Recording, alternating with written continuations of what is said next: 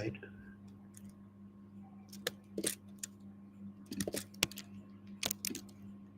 That's it. The YouTube link is available. I will share it in Telegram.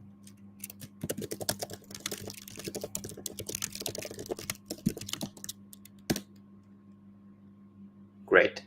I shared it in Telegram. Let's welcome Fernando as well.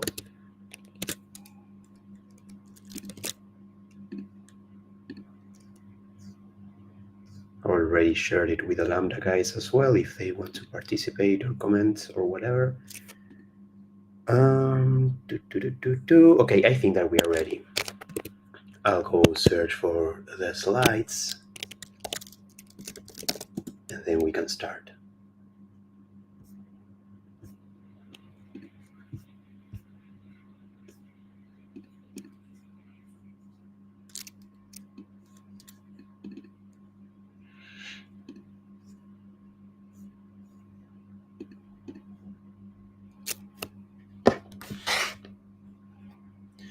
I need to move my computer a bit so that I know where to share. Okay, here it is. That's it. Okay, are you seeing the slides correctly? Yes. All right, we can start then. So the idea today is to go through several steps. At first, we're going to explain some basics. I will go fast through them because the idea is that you probably are aware of them already. But if you're not, and if we want to expand on any of these stages, feel free to interrupt and we can just take our time with them. And then explain how LMD Ghost works, both in general, previous to Proposer Boost, and a little bit of introduction to Proposer Boost. We will probably not have enough time to talk about finality today, so we can have that for the next workshop. Next workshop, we can have both finality and rundown, which are kind of also things that we wanted to talk about, but probably we will not have enough time today. Okay, so let's go through the basics. So basically what we want to do in the consensus client is save beacon states, right? And the flow is that we have we get new blocks, we get new slots that which arrive through time, and we get new epochs, and then we want to update those states with a state transition function, right? We only have one state transition function, but you can think it as several different state transition functions depending on the input, right? So you have one block transition function, one slot transition function, and one epoch transition function. But we usually just handle all of those in the same one, right? So basically, what does the beacon state hold, right? Like why do we want to have this in the consensus client? So there's some information related to versioning, like the current hard fork, like if we are in Capella, if we are in Bellatrix, etc. What's the genesis state? And the combination of both of these things helps distinguish between chains. This is not as important to track the current state. It's mostly important to track, hey, we are in Sepolia, or we are in mainnet, or we are and that kind of stuff, so that we don't get mixes. Like if a faulty client sends us, or not even a faulty client, if we connect to a client that sends us data through gossip from another chain, then we won't confuse between them. Then comes the validator registry, which basically means we keep track of who are the validators that can perform proposals and attestations, and we have their public keys and their current balances. We have justified and finalized checkpoints. Now, the versioning info is mostly for tracking, but the ones that I'm mentioning right now, like the validator registry, the checkpoints, and then the slashed stake information, all of those will be necessary to perform the fork choice algorithms. So those are important in different ways. Then, and like after this, in a couple of slides, we will see that we have like a persistent store that we hold, where we hold this information, and we actually don't read them from the states. So you could say, hey, why do we get the states? Well, there's many reasons, but one of the most important ones is recovery. Like how do I get to a store where I'm in the same state as all of the other guys here? If all of the other nodes have a validator registry themselves, justified and finalized checkpoints and slash stake information, I need to have a way to know that for some period of time, which is a slot, I have that exact same information as them. And the way we know that we are exactly in the same state is basically holding this in an immutable state, and then be able to hash this and compare hashes between each other.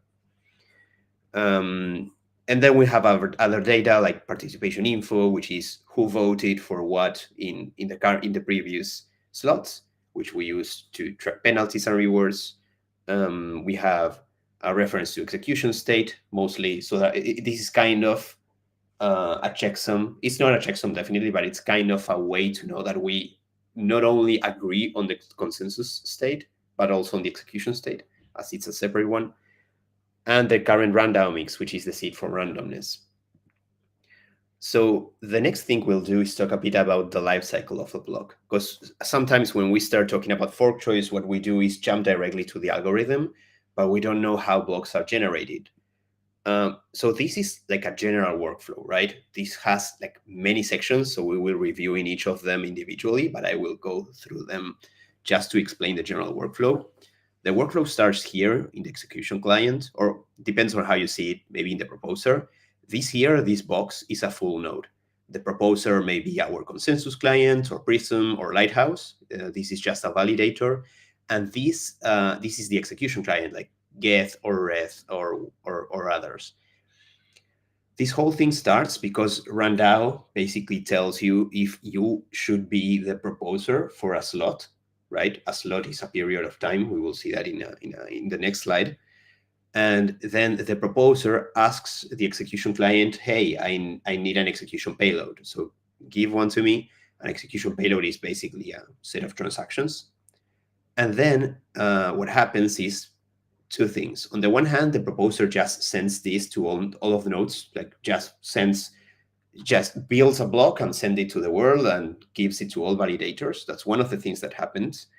But in parallel, attestations happen. So not only Randao selects a proposer, but it also selects committees that will attest at this particular slot. Attesters, we sometimes say that they vote, but really, if they are honest, the only thing that they do is validate the block that a proposer gives them and attest, like they are present and say, hey, this is a valid block, I attest to this, and they just send their attestations to the network. The only thing that is in between attestations and the network is aggregators, and this is an efficiency issue mostly. What we mean is that currently in mainnet there are like 1 million validators, so we do a couple of steps to, because imagine that if you needed to get 1 million messages per slot, that would be a hell of a lot of messages. So what we do instead is on the one hand, we divide the epoch in slots, and then if the epoch is divided in 32 slots, that means that we will only have 1/32 32nd of the validator set attesting in each slot. But also we will aggregate the signatures, because imagine that we four here, like Tomas, myself, Mete, and Fernando, we are all validators, and we vote for the same thing, or we attest to the same thing. It wouldn't make sense to send 4 attestations, right? Like we would just send one saying this is 4 votes to this, and we can just have a list of which are the validators that attested to this particular block. So what we do is basically we divide this into several committees. Each of the committees is then aggregated, and then we send all of the aggregated messages to the nodes. So instead of having 1 million divided by 32, we have messages. We have 1 million divided by 32, dividing by the number of committees. So we have a relatively small number of messages. Okay, I'm getting requests to join here, so let me just. Okay, thank you. So where was I? Yeah. talking about the amount of messages that's being sent. And one of the key pieces here is BLS. BLS is the signature mechanism that each of the attesters use to sign their attestations. And the reason why BLS was chosen for proof of stake or for Ethereum in general is that it supports signing aggregated signatures, which means that I can sign something, then Mete can sign on top of my signature, Fernando can sign on top of that, God's Power as well, and then we will have just one signature that can prove that all of us signed that particular block, which is a pretty good feature to have. Because if you have that, you wouldn't have a list of signatures. You would just have one that's the aggregation of all of them, and it's enough to prove that all of us committed that attestation. Okay, so that was like a summary of all of this. Let's just go through each of the steps. So this is the first one, right? The first one is getting the execution payload. So basically, in each slot, a proposer is chosen by Randao. We start in one particular beacon state. Like when I say we, I mean the proposer, right? Right now, I'm standing from the point of view of a proposer, a full node that is about to propose a block. I'm chosen by Randao. The next thing I do is I calculate the current head. So the current head, I don't know how deep to review. The current head is basically what's the most recent or most current block or state that I consider according to my view of the beacon state, right? As we saw before in this slide, well, we can have several different states for the same slot, because I can get one block here, but then because of delays or whatever happens, then a different node might send me a different block. So I will transition to a different state. And these are normal things to happen, right? These are called forks, not the hard forks like Apella or Bellatrix. These are the soft forks. And basically what consensus does, what we do in general, is choose between these forks. I choose like the whole point of this thing that we are building in this, like since almost 6 months ago, is basically saying, hey, this is the valid fork or this is the valid fork. This is an extremely complicated system to determine that and no more. Well, a little bit more than that, because there's rewards and penalties, but that's our most core functionality. So what we were saying is we have a function that's called getHead, which we will get into later on. This is exactly what fork choice does. It gets the current head of the chain. Then we add eth1 data. This is kind of a nomenclature issue. Basically, in Ethereum, we call eth1 data the execution data, as if eth1 was the execution chain and then the beacon chain was eth2. That's a controversial nomenclature, but that's the most used one. Then we add a lot of extra information like slashings.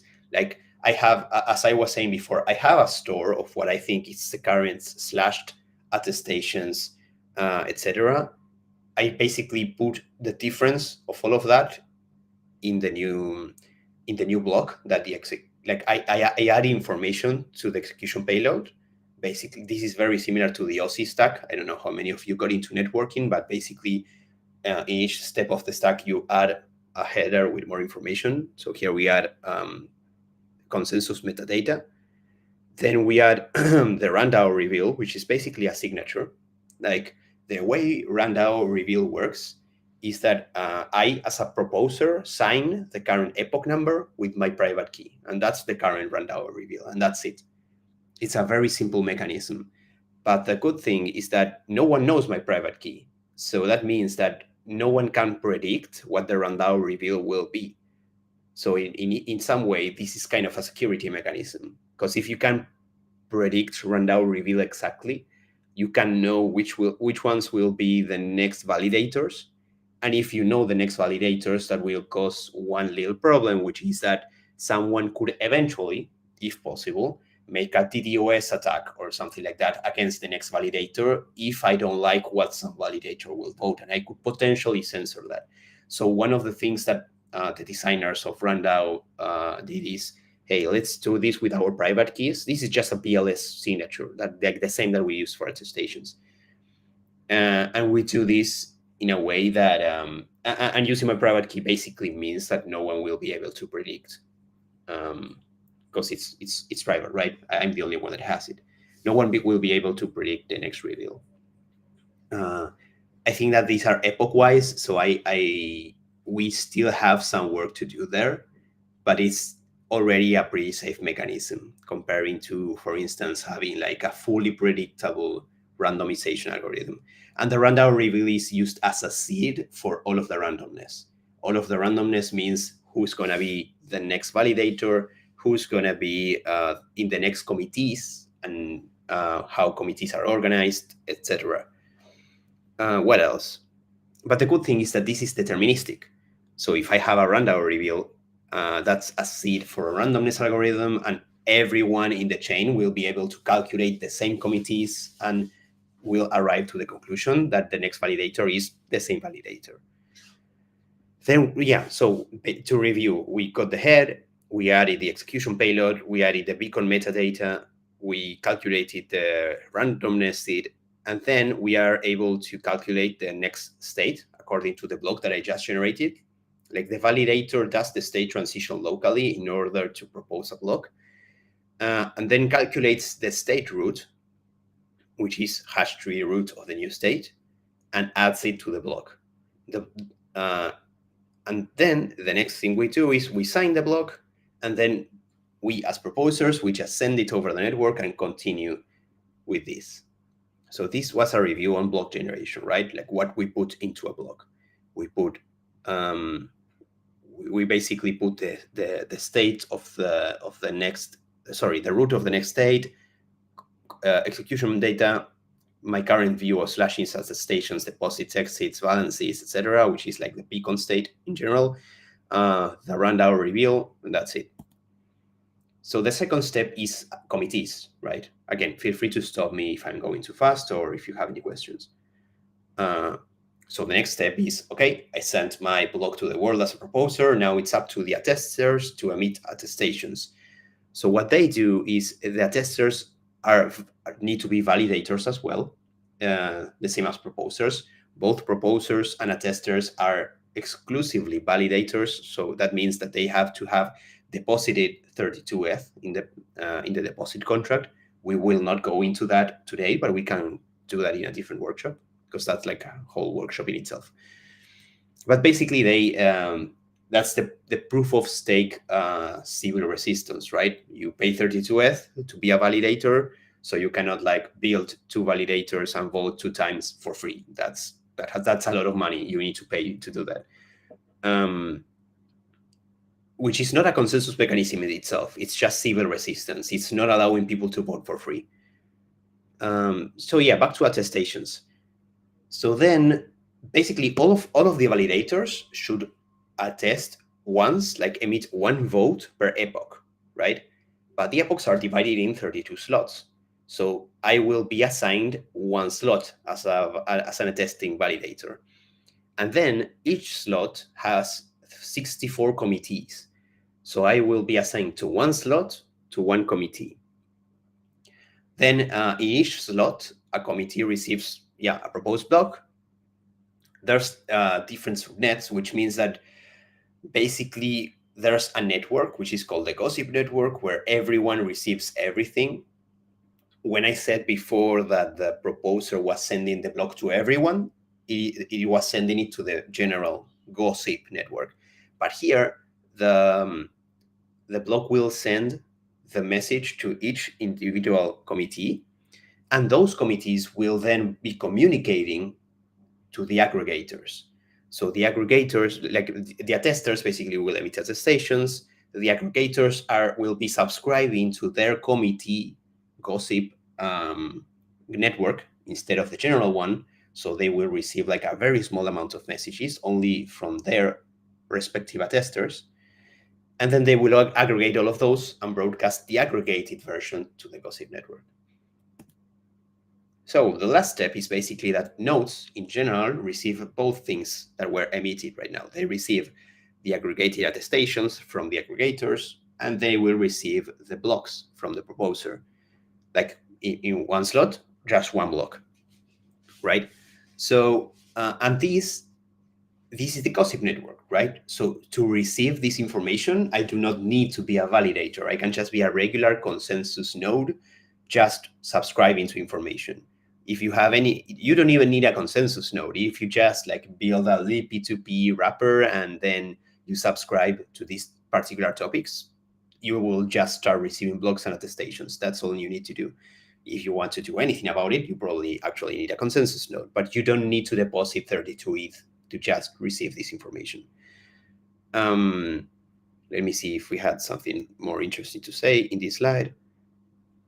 Yeah, so what we do as consensus nodes is basically we receive blocks, we receive attestations. When a block arrives, we can calculate a new state using the state transition function. And when we receive attestations, what we do is we save which was the last attestation from each validator, which we will get into a minute.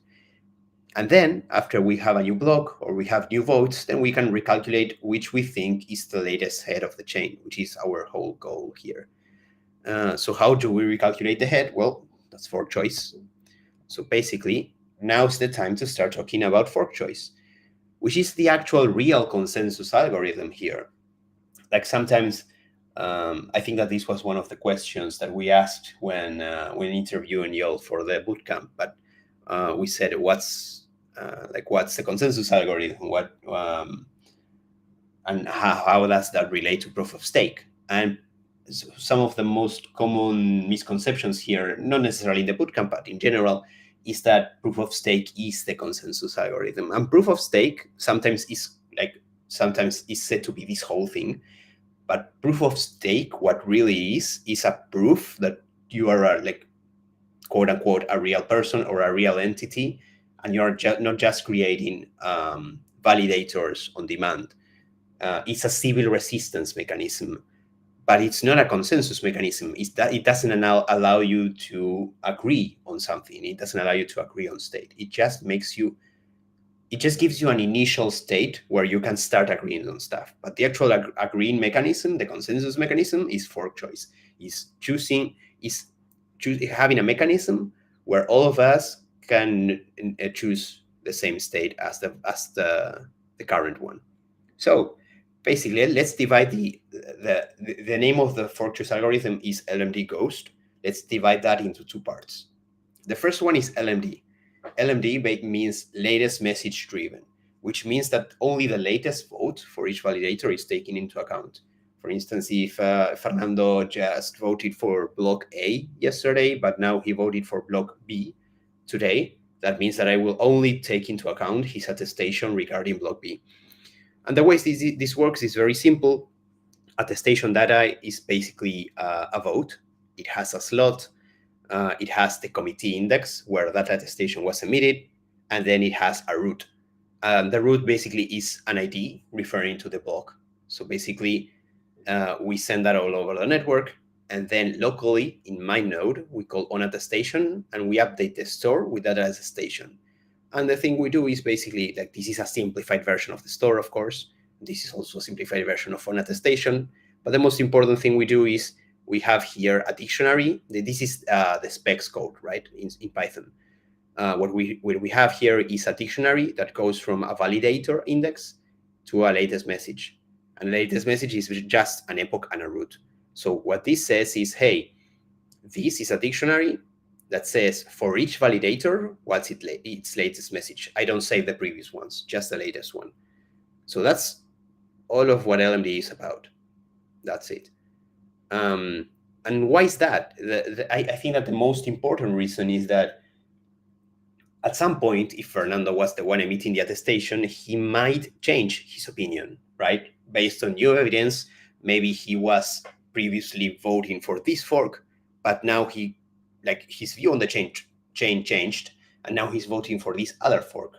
So what I care is about his current view of the chain, not his previous ideas. And when he votes for a singular head, he's also validating or voting for all of the parents of that head. And that's one of the most important things for Ghost, which is the second part of the algorithm. Basically, what ghost means is greediest, heaviest observed subtree. So that's a lot to take in. That's a lot of terms, but let's go one by one. The basic idea of this algorithm is that when you attest for a block, you're also attesting for its parents, right? So if I emit a vote saying that D is the current head, implicitly, D only has one parent, which is A, and A only has one parent, which is, in this case, Genesis, right? We always eventually, like this is a fork tree, eventually, if I start from a leaf, I will always arrive to a Genesis, block. So basically, if I am saying this is the current head, I am also implicitly saying this is in the canonical chain, and this is in the canonical chain. So Ghost basically just acknowledges that and says, hey, the way I'm going to choose what's the canonical chain is I start from Genesis, and basically I go and see greedily. Do you know about greedy algorithms? Greedy algorithms basically iterate and apply the same strategy each time. Like they don't adapt. They are not like I don't know, reinforcement learning algorithms or machine learning algorithms. They don't change their policy according to new data. Basically, if they are here and they want to know if they need to go here or here, they will always apply the same strategy, which is, in this case, which is the subtree. Like this is one subtree and this is one subtree. Which one is the one with the highest weight, right? But the weight is the weight of the subtree, not the weight of the node, right? Not the weight of the block, sorry. Because here in this example, I wrote B as the weight of the block and W as the weight of the subtree. For instance, the leaves of the tree, which are these, always will have the same block weight or the subtree weight because they don't have any children. But for instance, this one, A, has 2 children. So while its own weight is 10, it also needs to add the weight of C and the weight of D. And if there were any more down here, those should be added as well. So the weight of the subtree that starts in A is actually 50. So if I did a greedy search here and I just took and I just cared about the block weight, I would go to B, right? Because B is 20 and A is 10. But A is not just A, it's A plus all of its children. Well, so the way to calculate everything in Ghost is basically I start at the leaves, I go up and I start adding the weights. And then eventually when I calculated all of the weights, then I go from the root and to the leaves, just choosing in each step which is the highest weight. And that's it. So this is a very simplified implementation of LMD Ghost in like pseudo Elixir. I think that this might compile, but I don't have any promises. The reason I did this is just to show you like the premise is extremely simple. Imagine that I wanted to say get head starting from a root. A root can be Genesis. It typically will be, but what we do is we also have finality. So usually instead of starting from a Genesis, we start from the last finalized, or in this case, justified block that we have, which is kind of an optimization. Theoretically, Ghost just cares about starting from Genesis. We actually add finality on top of that so that we don't need to calculate the head from Genesis each time, which it would be extremely costly. So basically, I start from a root, and if it doesn't have any children, then that means that I arrived. My head is basically this. And if not, then that means that I can get the children. I will calculate the weight for each child. I will say I will calculate the max weight, like which one is the child of the highest one, and then I will just return that one, right? Oh yeah, I forgot the recursion here, but I would just get head using that child. But it's very simple. It's just that, yeah. Let's actually modify it because that's a mistake here. Let's actually just edit the code very quickly. We're testing in production, guys. So what we would do is get head, see, and we will just oh shit, yeah, we will just format this like this. Yeah, coding Google Slides. So, and here we call it recursion, and we do it all over again. So you could be asking yourself, like, hey, that's it, that's for choice. This is all we do. Like, the whole point of our whole node is this. This is like a very simple, very small thing. Well, there's a catch here. What's get weight? What does it mean to get the weight of a child? That's the tricky part. So let's get into it. I'll be going back to the specs here, so we can go kind of line by line, analyzing the code of get weight. And there's also a problem here. Like, I will spoil it for you. We can talk about it in depth later. But there's a problem here, which is we are kind of calculating the weight for each child from the top and down, and that's a problem, because when I want to calculate the weight of A, I will need to calculate the weight of C and D. But then when I choose A, then I will calculate the weight of C and D again. So this is a very, very inefficient way to do things. There's a lot of pre-computing to be done here, but we will explore that in a minute. So let's just see what get weight does in the specs. So the first thing it does is it gets the state. Sorry, I will do the opposite thing. So get weight receives two parameters: the store and the root. So what's the root? When I say root, is a very overloaded word, right? When I say root here, I'm not referring to the root of the tree. I'm saying the root of the hash of some individual node, right? So when I say get weight store root, I'm trying to get the weight of the block or state that's represented by this hash root. This is just an ID. And then the store is what holds all of the relevant information for me to calculate this. It has, as I said before, it has the validator set, the justified and finalized checkpoints. It has attestations. It has, what's this called? It has slashings. So what we do first is we only want to take care about some of the validators, right? We only want to take into account the votes by validators that are valid, that are active and are not slashed. Slashed means that they did something wrong before and they were punished for that, which means that they were ejected from the validator set and some, if not all, of their stake was removed from them. So what we do here is we go to the store, we get the checkpoint states. The checkpoint states are basically like the first, a checkpoint is the first slot of every epoch, right? And what we do is get the state that corresponds to the current justified checkpoint. Checkpoint states is basically like an index. You give it a checkpoint and it gives you a state that is related to that checkpoint. So the thing that we do here is get the state that's related to the justified checkpoint, which is basically here. This will be our justified checkpoint.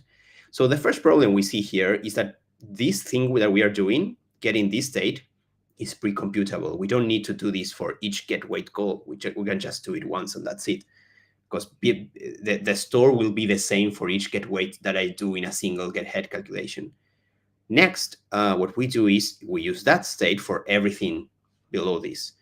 I calculate which are the validators that are currently active and were not slashed.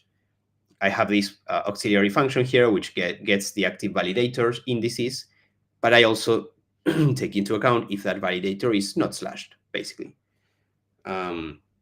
All of this, like this list, doesn't change either. Like if I'm calculating the weight of node of block A or the weight of block B, those will be in reference to the same justified state and to the same set of active validators and slashed validators. So this is pre-computable state. I don't need to do this for each one of the calls. Okay, next one. So this was just getting the valid validators, right? The next one is actually calculating the weight. So how do I calculate the weight? What the specs tell me is that I need to go to all of the validators and get their effective balance. What effective balance means is basically like the balance is how much money in ETH the validators have loaded in their consensus wallets. That's a lot of terms, right? What I mean with consensus wallet or consensus account, actually, wallet is not a core term. What that means is that basically, and this is for a whole different workshop, but the way this works is that when you want to be a validator, you send money to the deposit contract, and that's a smart contract in the execution layer.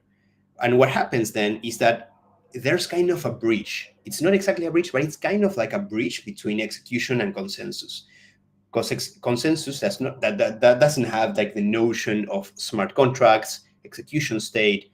That's all execution stuff, but they do track balances. So it's kind of a bridge where you are sending money from execution to consensus, and then consensus updates those balances according to that deposit. But after that, I can initially I need to start with a 32 ETH deposit. But what can happen is two things. Either I deposit more, and now I have 40 ETH in my consensus account, or I can be punished, for instance, for inactivity, which means that my proposer is active, but it's not actually attesting. I'm not fulfilling my attestation or proposing duties, so I'm penalized for that. I am not slashed. Slashed is a different thing for more for worse kind of behaviors, but I will be penalized for that. And basically that means that I will get some of my balance deducted. So the effective balance it can never be more than 32 ETH. Like if I have 40, the effective one will be 32. It means that no one can vote with more than this, but I could vote with less than this if I had inactivity problems or whatever.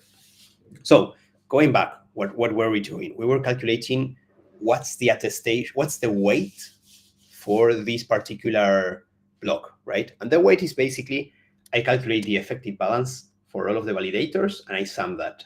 I do the sum of the effective validators that are children, or in a way, the opposite is, I calculate all of the validators whose latest message here is, a direct or indirect child of the block I'm calculating. So basically what this does is it iterates through all of the validators, which is kind of inefficient because they can be like 1,000 maybe. And then what we do is check if that particular block, we go through all of the validators, we check their latest messages, and we see if the block they are voting for is a direct or indirect child of the block I'm calculating the weight for. And then eventually I do the sum of all of those stakes. Because this is basically what this means is that not all of the votes are worth the same. If I was a fully honest and efficient validator, I will have 32 ETH, which is the maximum stake I can have for my vote. But if I was a honest but inefficient validator, like I had downtime, I don't know, I had a power outage at my home where I was running my validator in my MacBook or whatever, then I will get then it will punish me for that, and I will be voting still, but with less than 32 ETH. I don't have a validator running on my MacBook. You don't need to worry about that. But basically what happens here is that this is, if you think about it, it's kind of what's the word in English for this? It's not ponderate. It's a balanced sum. It's not a one-to-one sum. But there's a lot that can be pre-calculated here, right? Like what are the improvements we can do regarding to the specs? The main problem is that we call get weight for each of the blocks, which means that we, again, for what we saw here, when I was calculating the weight of A, I was adding the weight of C, the weight of D, but if I had more children, I would be adding the weight of all of them, right? And I was also recalculating who are the children of A, which is something that kind of doesn't change that much. I could just save which are the children of A instead of going through all of the blocks, like all of the latest messages and seeing if they are ancestors. So basically, where am I? Yeah, I'm recalculating a couple of things, and I'm calling get weight for each block, and then that means that I will need to recalculate the weight for each of the children, when I could just go from the leaves and go up to the root and just goes summing up all of the weights one time instead of like recalculating that each time. And there are a couple of things that I can pre-compute instead. Like this is changing the order of the execution, but I can also pre-compute a couple of values. So the active and unslash validator set for one get head calculation is just one. I don't need to call these functions every time that I get a weight. And also, and this one, like I don't need to iterate through each of the active validator indices and checking if it's slashed, because for each of the weights that I will be calculating, that's just one. And then I have the ancestor for each state. Like I shouldn't need to call get ancestor each time. But this is solved doing this, basically. If I go from the leaves to the root, then that's it. I don't know. I don't need to filter that again. So that's basically it. Now we are really actually ready with fork choice. Like the fork choice is, at least the old mechanism, is no more than that. It's this function, then this, which is getting the active and slash validators, and then calculating the weight, which is summing the effective balance for each of the validators that vote for a direct or indirect children of that particular block. The only thing that we will be adding is proposer boost. Basically, what they found out is that there was a way. I will not be going into details because I haven't studied them in detail, but they found that there was a way where someone could be proposing something, but if you controlled an attestation subset that was big enough, and not necessarily like 2/3 or something like that, if it was big enough, you could be able to not control the network, but you could be able to fork the network permanently. Like you could be able to say, hey, this is the block you propose. I don't care. I will vote differently, and we will create our own fork. And then that fork could then do the same for a series of times, and then you can have like the honest and the not honest validators just permanently forking away from each other. So what they said is, hey, like attesting is great, but we need a way to reward and boost what the timely block proposals.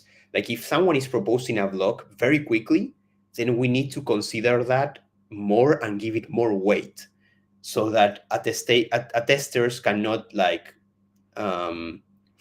forge their attestations in a way that forks the root. I don't think that we had any kind of attack like these ones, but it's something that they wanted to protect against anyway. So the way this works is, in the first 4 seconds of a slot, basically, when you call the onBlock handler, which is the way a node reacts to a new block, you set in your own store, you set something called the proposer boost. So basically, you say, hey, this block is timely. Like for now, this block, how's it called? Yeah, this block is proposed on time. And then when we call onTick, which is a function that we call periodically, after the first 4 seconds of the slot, then we reset the proposer boost root. So, which is basically, hey, if this was not in the first 4 seconds of a slot, then it's not boosted anymore. It was just a block. And what the proposer, like if there's no proposer boost, then we just return what we calculated before, and that's it. We just calculate the attester score. But if there was a proposer boost, what we do is we, aside from the attestation score, which is what we calculated before, we also will add a proposer score, which starts at 0. But basically, we check if the proposer boost root, which is basically an ID for a block, if that block, which is the one that was just proposed, is a children or not of the current block that I'm getting the weight for. So basically what this means is that if I am analyzing the weight for a block that was just for any block, and that block is in the canonical chain of, or is an ancestor of the block that was just proposed and is still on time, then I will boost the whole chain. I will say this chain is more important than the rest of ones because the current block that was being proposed is in that chain. So what I will do is basically I will check if that block that I'm seeing is an ancestor of the boosted block. And if that's the case, then I will add these two lines, which are just a calculation. That is, I calculate the whole stake that's available right now. I multiply that with a constant, and that's a boost that I will add to each element that's on this chain. This is kind of the trickiest part, but this is not the most important part. This is like a security mechanism. But just to summarize, the whole algorithm, getting the weight is, on the one hand, getting the active and // validators, getting the weights of their children, and adding and using that as an attestation score for the whole subtree. And then afterwards, what we do is, for certain blocks, we boost them. We add more score to them. And the way to add more score to them, or to determine if we want to add more score to them, is if they are ancestors or if they are in the chain of the block that was just proposed on time. And that's it. That's a summary for the whole get weight part. So that's it for today. That was a lot of information. So let me know if you have any questions, or if you want to go back to any parts of the slides or whatever and rediscuss something. And also let me know if that was too fast or too deep, too soon. Do we have any comments, any questions?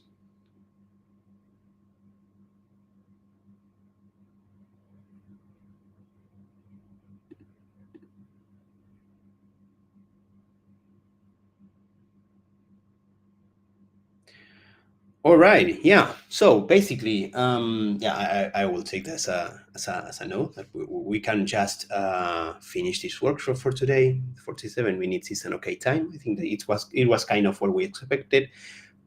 Next time, maybe next Thursday, if everyone's still available, we can continue with finality and rundown, and maybe, yeah, I think that's probably it, because it usually takes more time to explain than we usually take into account. Yeah, and let me know if we want any different topic instead of those. Right. Awesome. Thank you for the explanation, Thomas. Of course. Thank you all for joining Yes. today. Very clear. Thank you. See you tomorrow on the daily or in the next workshop. See you. Good.